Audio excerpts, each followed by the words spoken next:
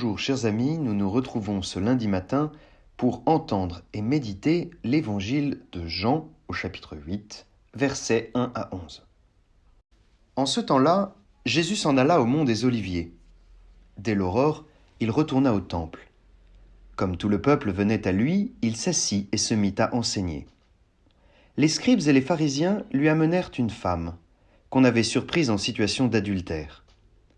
Ils la mettent au milieu et disent à Jésus : « Maître, cette femme a été surprise en flagrant délit d'adultère. Or, dans la loi, Moïse nous a ordonné de lapider ces femmes-là.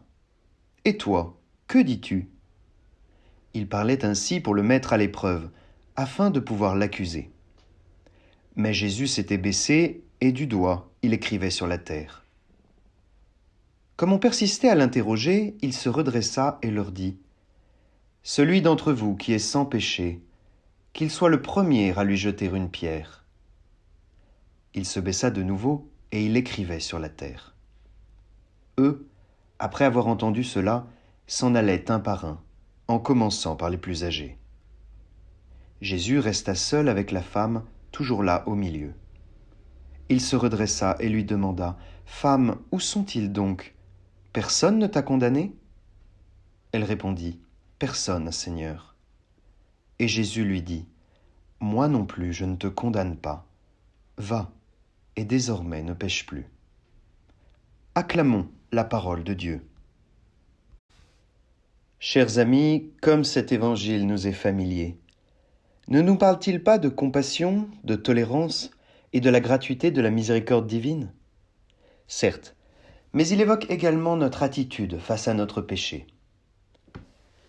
Des hommes pleins de malice amènent une malheureuse femme et l'accusent d'adultère devant notre Seigneur, accordant ironiquement un pouvoir de jugement à celui qui jugera le monde. Lui qui prêche sur la sainteté du mariage, qui annonce ne pas abolir la loi de Moïse, sûrement condamnera-t-il la pécheresse. Mais alors, elle aura beau jeu, la miséricorde qu'il prêche. Que fait Jésus face à ces hommes remplis de haine et bouffis de suffisance ? Il se tait, et il écrit sur le sol. En écrivant, il nous rappelle que la loi de Moïse a été écrite par lui, qui est Dieu depuis le commencement. En se taisant, il donne à ces hommes de se rendre compte de leurs péchés, et il leur donne une chance de rebrousser chemin, de se convertir. Mais eux continuent de plus belle. Alors, le Christ les renvoie à leurs propres péchés, sans pour autant poser un jugement sur eux.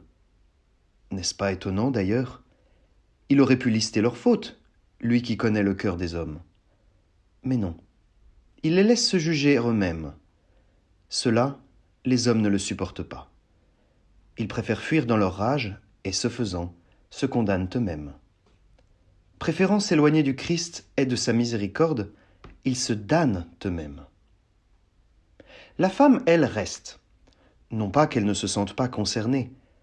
Elle pourrait partir, puisque les témoins nécessaires pour la condamner ont disparu. Mais elle fait face courageusement à son étrange juge. Elle ne dit rien. Personne ne l'a condamnée, ce qui l'inclut elle aussi. Pourtant, elle se sait pécheresse. Inutile de le nier.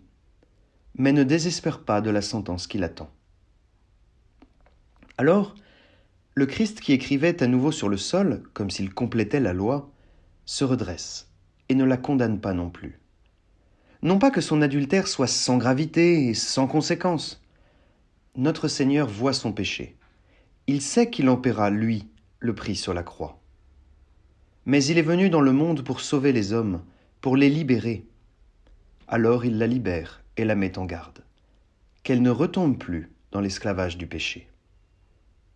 Ne soyons pas, chers amis, comme les pharisiens de cet évangile, qui préfèrent fuir et se condamner, que d'assumer leurs fautes devant le Seigneur miséricordieux. Profitons de ces dernières semaines de carême pour humblement reconnaître notre péché devant notre juge et sauveur. Et, levant les yeux vers la croix, n'oublions pas le prix qu'il a payé pour que nous puissions, nous aussi, échapper à la condamnation.